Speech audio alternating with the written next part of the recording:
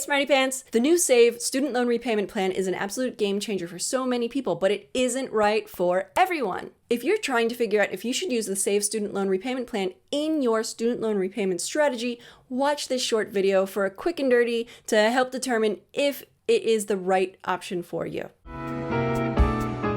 I'm going to start with who SAVE is really good for, who the SAVE repayment plan probably isn't good for, and then who it might be good for, just kind of not sure yet. So be sure to watch this quick video through to the end. Hey, I'm Kate, the Money Librarian, here to help you feel smart about your money, make you feel like you're doing the right thing with your money. So if you're not into financial gurus, but you want to get better with your money, you landed in the right place. Be sure to subscribe.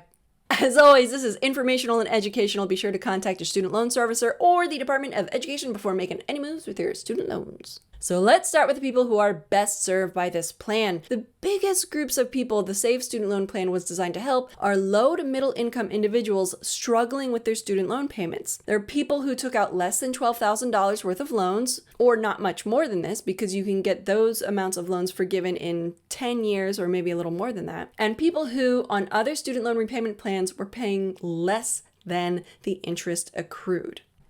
Editing Kate, butting in here. I forgot to mention, if you are going for PSLF, this is probably the IDR plan you want to be on, as most likely it'll be your cheapest monthly payment, and you have to be on one of the IDR plans in order for your payments to qualify for PSLF.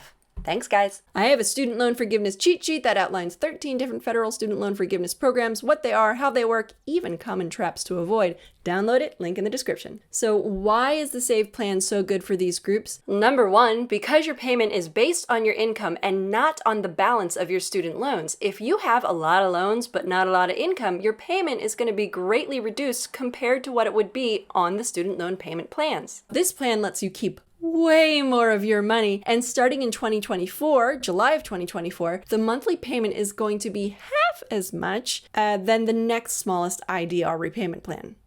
Now, this is because the SAVE plan doesn't touch way more of your money. This has to do with discretionary income and the formulas they use. But what that means for you is, for example, a two-person household making $44,370 would owe $0 every single month on the SAVE plan and have no interest accrued. If they were on the IBR plan, they'd owe $123.25 in payment.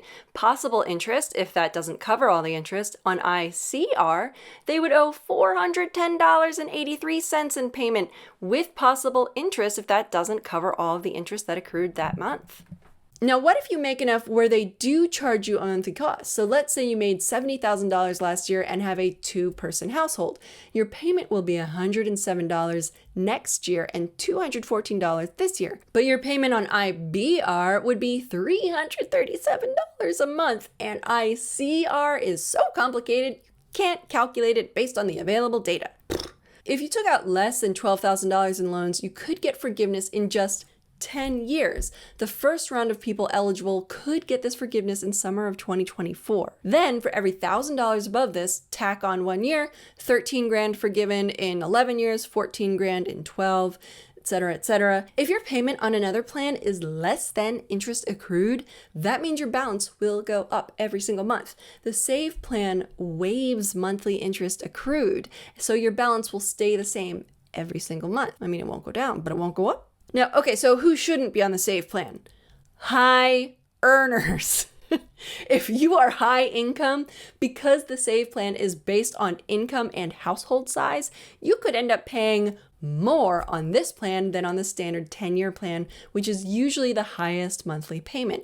For more info learning what payment plan is right for you, watch my vid up here. The second group of people who probably shouldn't be on the SAVE plan is if you're not actually having trouble making ends meet, and this plan will end up costing you a lot more in interest over the payment period than if you just did the 10-year standard plan. It might not be right for you. This is because although your monthly payments may be less on SAVE, you'll have them for twice as long. So it's possible that on SAVE you're paying $200 a month for 20 years, whereas on the 10-year repayment plan you'd be paying $300 a month for 10 years.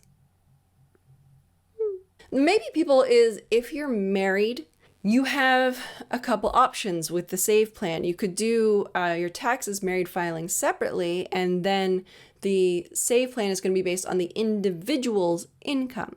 So if one person makes a lot less than the other person, maybe then they would only have a $0 payment, which seems cool, but you're missing out on a lot of the other tax benefits of married filing jointly. And not to mention that might also knock your partner out of being able to contribute to their Roth IRA.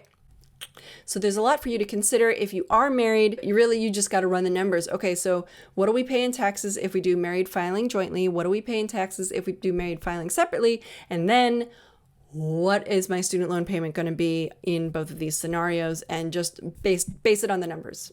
And I wish I had an easier answer for you. Sorry, guys. But personal finance is complicated, and anybody who makes it seem easier than that is leaving out a lot of details. And when they leave out details, they could be costing you a lot of money. So there are plenty of online calculators to help you estimate this sort of stuff. You can Google around, play with that. Like, comment, share this video with a friend or family member who you think it could be useful for.